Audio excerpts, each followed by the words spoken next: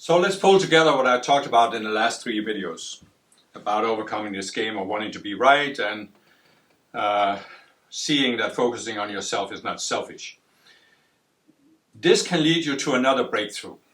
And it's a breakthrough where, to put it simply, you are depersonalizing your life and your spiritual path. Look at yourself, look at other people.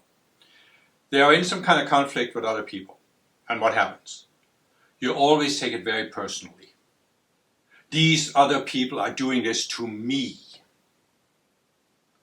So I can look back, there was a group of people attacking me on the internet, and at first I felt this was very personal.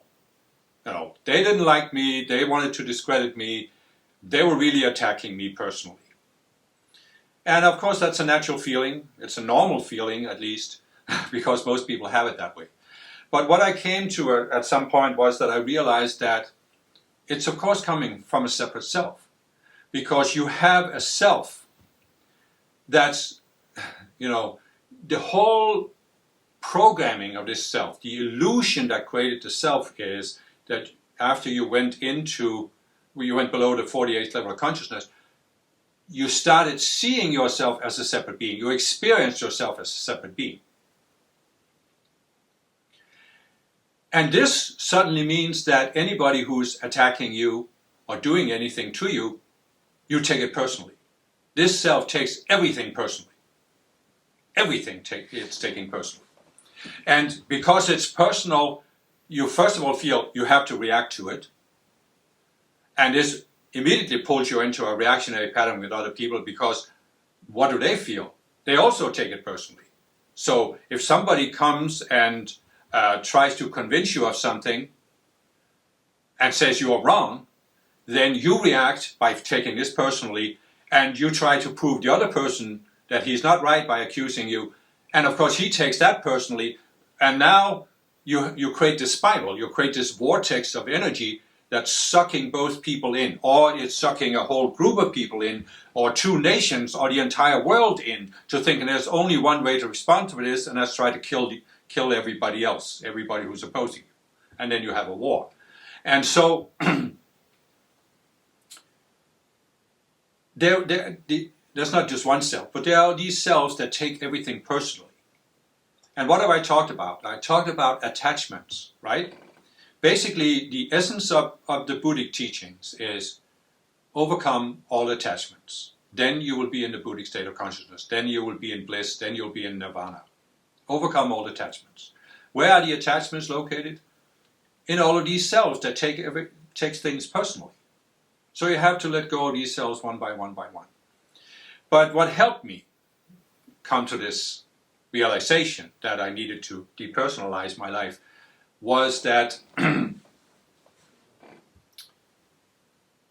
I had this intuitive breakthrough, intuitive vision, where after I had taken personal responsibility for myself, after I had said it's all about me, it's all about changing my psychology, I realized something. I realized that when I looked back at my life, everything I had done, every mistake I thought I had made, it was because of something in my psychology. So in the terminology I'm using here, I made a mistake 25 years ago. Why? Why did I do what I did? Why did I take the outer actions that I did? Well, because I had a subconscious self that took over my reactions and caused me to react that way. And when I realized that, because I experienced my conscious self as, just pure consciousness, I realized that I'm not that self. And what does that mean? That means that, yes, I, the outer person, I did make that mistake. I did take that action. But it was not I, the conscious self, that took that action. It was the separate self that took that action. And so in separating the conscious you from the unconscious self, I could depersonalize the actions I had taken. And this, I know that some people would say, oh, you're just refusing to take responsibility. You're saying, it's not my fault, it was this separate self that did it. But no, because that separate self I acknowledged was in my mind, and I, the conscious self, created that self. But by seeing that it was the separate self that took the action, I could neutralize the other separate self that didn't want me to acknowledge that it was a mistake what I did. And if I don't acknowledge it was a mistake, I can't separate myself from the self, and I can't let the self die. Because I'm caught up in this trying to defend what I did, trying to make it seem like, yeah, it was a mistake, but it wasn't really bad. I don't know if you grasp this. It might be I'm realizing this is difficult to grasp when you haven't experienced it, but it's a shift where before you make the shift, you look at something you did, and you can see that, yeah, it probably wasn't the best, but there's still this urge in you to defend it. It wasn't really bad. Or at least it doesn't point back to me. I did it because these other persons, they did what they did, and therefore I had to do what I did. So it wasn't really bad of me to do it. It was just a situation. It was just all of these other excuses, right? And you are trying to always defend and always make excuses because you can't bear to say what I did was wrong, because you take it, there's a self that wants you to take it so personally if you did something wrong, right? And so before you make the shift, you're trapped in all this defending, and therefore you can't see that it was a self that caused you to do this. So by realizing that, then you can separate yourself from the self that caused you to take those actions. You can look at it and you can say, I'm letting you die. And here's the important realization I came to. Once you let a self die, you don't need to feel guilty for what you did. This is a very powerful beast in the collective consciousness that says, if you did something wrong, you have to feel guilty forever and ever, or at least until you are redeemed and go to heaven. I've talked about the law of free will, right? I said the law of free will is absolute. That means you must be allowed to make any choice you can imagine. But I also said the omega aspect of the law of free will, you must be able to free yourself from any choice you made. How do you make a choice? At least a choice that creates conflict and unpleasant consequences, through a separate self. How can you free yourself? By freeing yourself from that separate self. And what have I said about the world? It's kind of like a reality simulator. It's kind of like a sandbox where we can't really hurt the sand. Everything is made out of atoms. You can burn down a city, but you're not doing anything to the atoms. So, in other words, it's an experimental environment for us. We do something, we see the consequences, if we use that to change our consciousness, we don't need to feel guilty for what we did. This is what's really behind this idea that Jesus gave, that Christ is the Redeemer. And Christ absolves you of your sins, because how do you become free of the consciousness that caused you to do something? By reaching for the Christ consciousness, so you can see this self from the outside, free yourself from it, and then you are redeemed, you are reborn. In other words, you did something 25 years ago because you saw yourself, you had a certain sense of self back then. You get rid of that particular self that caused you to take that action. You are reborn, you are a different person. You're not the same person anymore. And there is actually, in the Bible, there's this passage where God says, I will remember their sins no more. And what it really means is that, in the terminology I'm using, when you let a specific self die, you are free of the sin the karma, and you don't need to feel guilty about it. But there is a very strong personal self that we all have, and there's a very strong collective self that says you have to feel guilty forever if you made a mistake. And when you start depersonalizing your life, you can overcome this very, very strong momentum in the collective consciousness, which is actually created by these forces that want to stop our growth. Because what are these forces saying? They are saying, no, there are certain choices you can make that you can never overcome. You can never free yourself from them. You are doomed forever if you make that choice.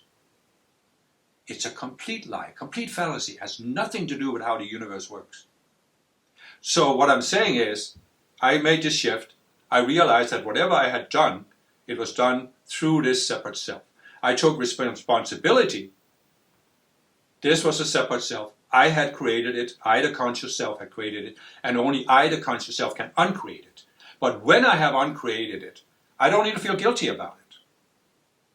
And this was a really, really important shift at the personal level, because I could stop feeling guilty. Then you don't have to defend yourself, right? And so all of the resources that are tied up inside your own mind of defending yourself, and you're reminded of a situation from the past.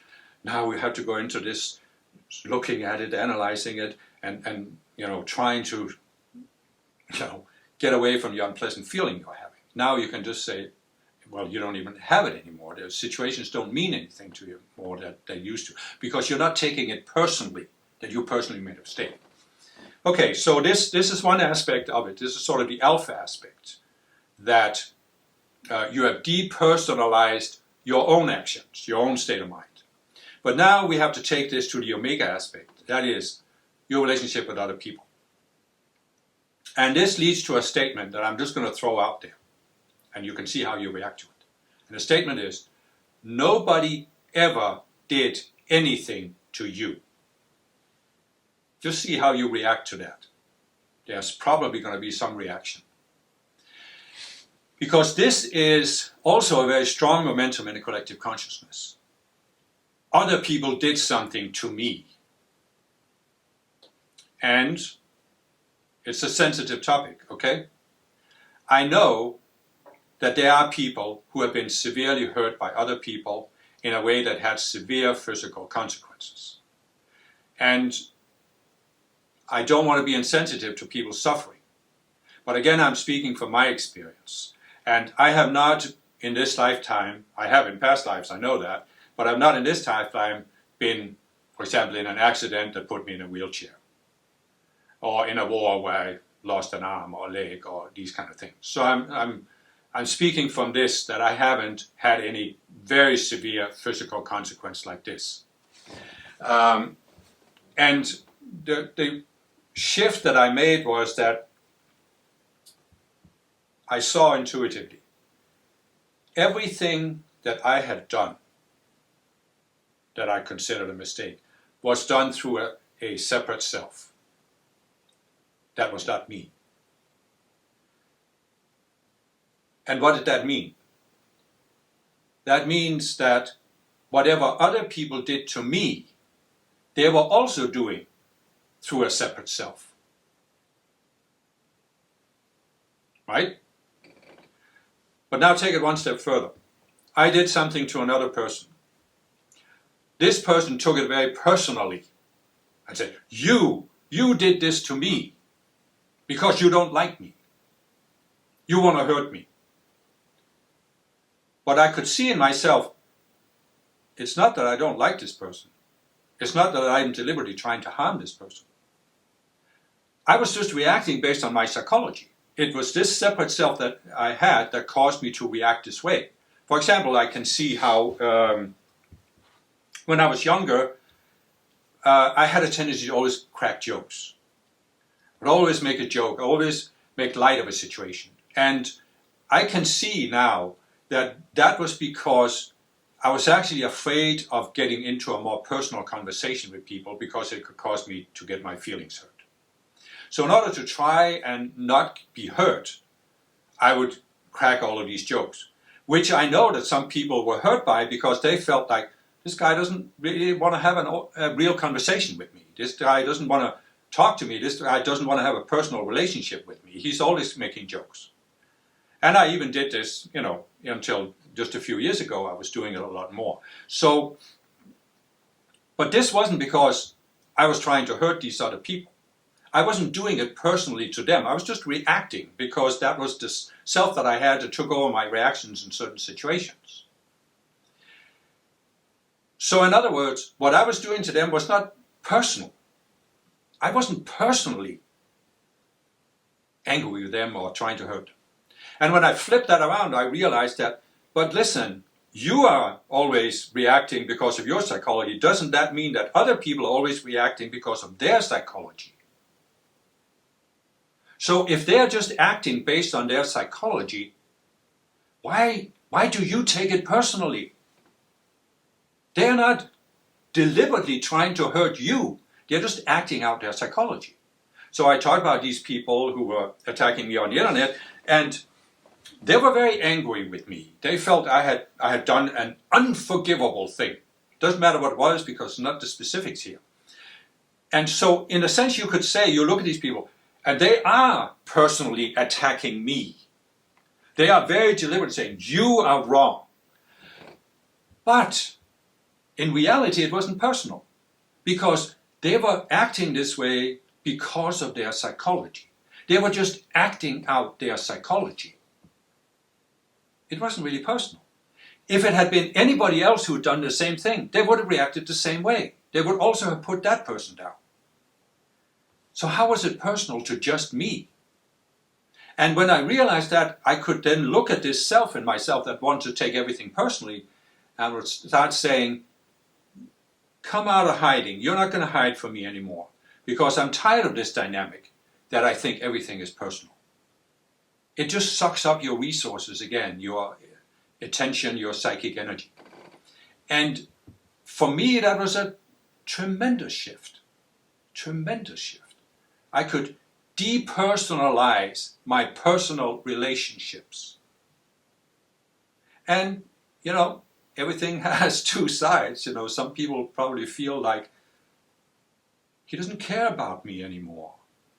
And why do they feel that way? Because they had a relationship with me that was based on they had a personal self. And I reacted to this self, so they felt, oh, he cares about me, because he reacts. Now he's not reacting, he doesn't care anymore. But you know what? So be it. I mean, there's a certain price you have to pay for walking the spiritual path, because there'll be people who knew you in the past, and they were used to being able to pull you into a certain reaction because you had a specific separate self. And now that you have let that self die, they can't pull you into a reaction anymore. Oh, some of these people will accuse you. They will say, you don't care about me anymore. Because they feel they don't have a hold on you. They don't have a hook they can pull on you, pull you into a certain reaction. I never forget, I met a person when I was my early 20s. I knew a person, and she would sometimes try to get me into an argument, or she would deliberately, accuse me of something to get me into an argument. And this argument could then go on back and forth. I was trying to defend myself, and I was trying to reason, and I'm trying to argue, which of course never helps to argue. But then after a while, it was like, okay, now she was back to normal, and like nothing had ever happened. And I realized later what happened there is that she wanted to get a certain amount of energy from me, and when she had gotten what she needed, what's the point in arguing? So in other words, the argument wasn't about the topic of the argument. The argument was just to pull me into a reaction. And many relationships are like this. People are trying to pull you into a certain reactionary pattern because they want to get something from you. It could be energy, it could be validation, it could be whatever. So the outer topic is not really the cause of a lot of human interactions. It's the selves pulling on other people. A person has a self, it needs some energy, it's pulling on the self of another person into an interaction, And then when it's gotten enough energy, okay, the interaction is over. Until next time.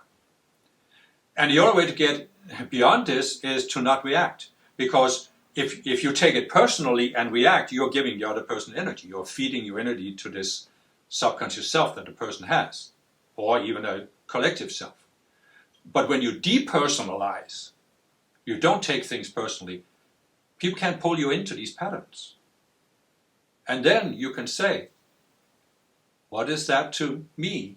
I will follow spirit. I will follow my higher self. I will follow Jesus. I will follow whatever you see as your spiritual example. And that is very powerful. It's a very powerful way, when you depersonalize your life. It's like, again, I said in one of the early videos, the final initiation of the Buddha before he went into Nirvana was to sit under a tree, and the demons of Maya were parading in front of him.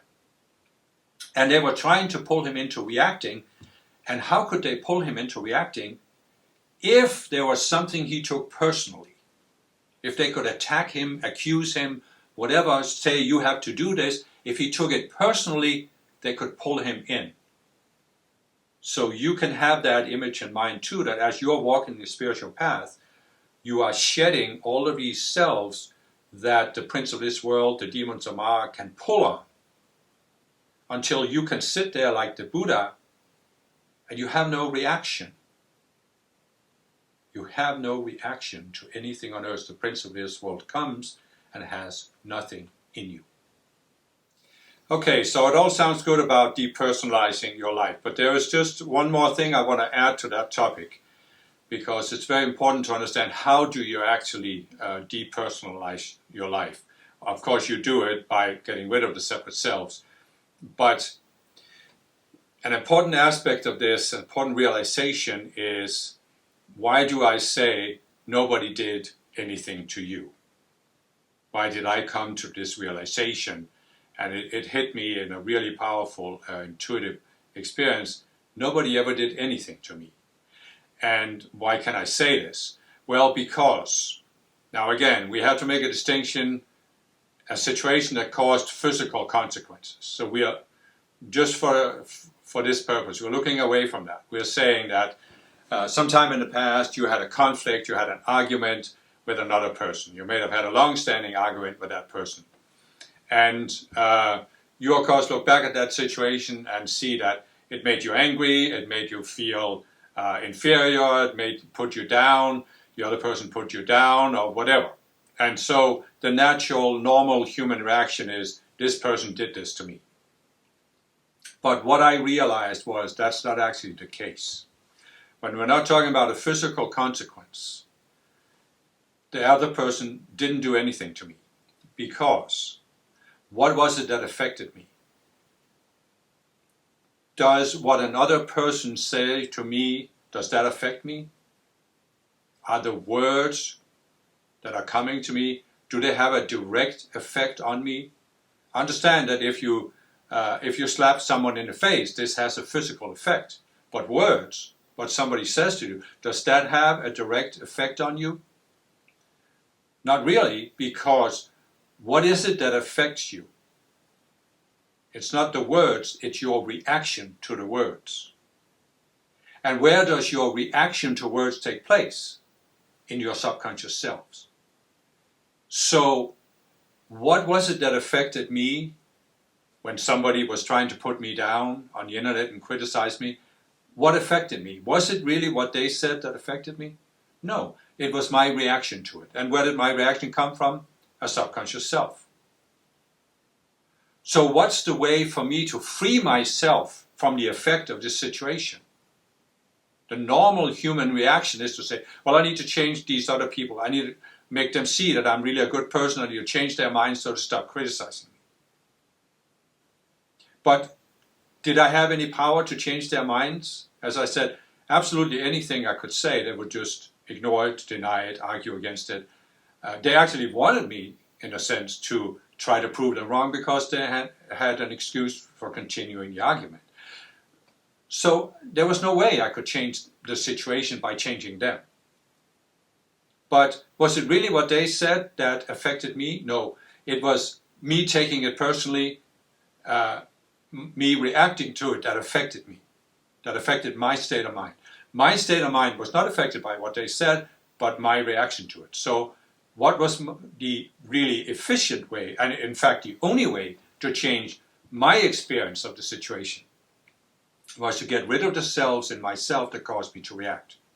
And that's another aspect of depersonalizing your approach to life and to the spiritual path, because you realize that aside from direct physical consequences, every situation you are in, what affects you is your reaction. Your reaction comes from a subconscious self. And rather than trying to change the outer situation and change the minds of other people, you can free yourself from the negative experience of the situation by freeing yourself from the subconscious self. It's the only way to really be free. It's the only way to really have spiritual freedom. And if you think about the world, look at the world, you see that in many nations, the modern democracies, as I normally call them, we have attained greater and greater freedom. Not only do we have certain rights that are guaranteed by the laws and the constitutions of our country, but we also have achieved that we can work shorter and shorter hours in a week and still make a living. So we have more free time, which gives us more options. We have access to much more information that people had before the internet, and so forth and so on. So in many ways, at least, from an outer perspective, we have become more and more free. But at the same time, you see, in most of these modern democracies, there's actually a great increase in mental illness. There's a great increase in depression. I live in Denmark. They have this international survey every year that has various parameters for determining which people are the happiest people in the world. And Denmark is consistently either the top one or in the top three. So from certain criteria, the Danish people are the most happy people in the world. But from other criteria, you can see there's more mental illness than ever. It's actually expected now that 2/3 of Danish people will receive a diagnosis with a mental illness during their lifetime. And more people are depressed, more and more people are taking medication, drugs, alcohol abuse. So in a sense, we can say that, you can look at it pragmatically and say what has happened is that as these nations have achieved more and more material welfare, it's natural that people start focusing on their psychological welfare. And our nations haven't really figured that out yet, that we need to shift from providing material welfare to actually psychological well-being. And as a result of that, a lot of people aren't getting the help they need. They actually need to be educated from childhood on to take care of their psychology. But that's a whole other discussion. What I wanted to say here is that outer freedom, material freedom, is not the same as psychological freedom. And on the spiritual path, again, we need to be a little bit smarter. We need to then realize the focus really is psychological freedom. And how do you attain psychological freedom? By realizing that nobody can do anything to you. When we look away from the physical consequences, psychologically, nobody can do anything to you unless you let them. And you let them by having these subconscious selves that take over your reactions and give you a negative, hurtful reaction to a situation. And I know this is harsh. It sounds harsh at a certain level where people, again, if I had heard this probably 25 years ago, I would have felt that's really, really harsh to say that everything, because it makes it sound like everything is my fault. And my reaction back then probably would have been said, but then you're saying everything is my fault. No matter what other people did to me, it's my fault that I feel bad about it. But it's not about finding fault, okay? I'm not saying this and when I came to the point where I was ready to recognize it, I didn't feel more guilty because I recognized it. I felt more free because I realized it's not about finding fault, it's about how free are you psychologically. And if you are reacting to other people, that means what? It means other people have power over your state of mind. They can affect you. They can force you into a reaction. They can force you into argument, for example. So if you're really on the spiritual path, if you really understand the need to strive for spiritual freedom, you realize you have to come to this point where nobody did anything to me, because nobody can do anything to me, because nobody can force me to react. And how can you avoid people forcing you to react? Well, you have to look at, why are you reacting? It's because I have a subconscious self. You then use the procedure for exposing that self, overcoming it. And when you have let the self die, you have taken back your power. You have taken power away from other people, from the prince of this world, from the demons of Mara. And that is why you can then come to this point where you accept total responsibility for your own state of mind, and you realize that nobody outside yourself has power over your state of mind. And that's psychological freedom, it's spiritual freedom, and it's a greater sense of peace of mind than you can ever have when you have these selves that are always forcing you into a reaction.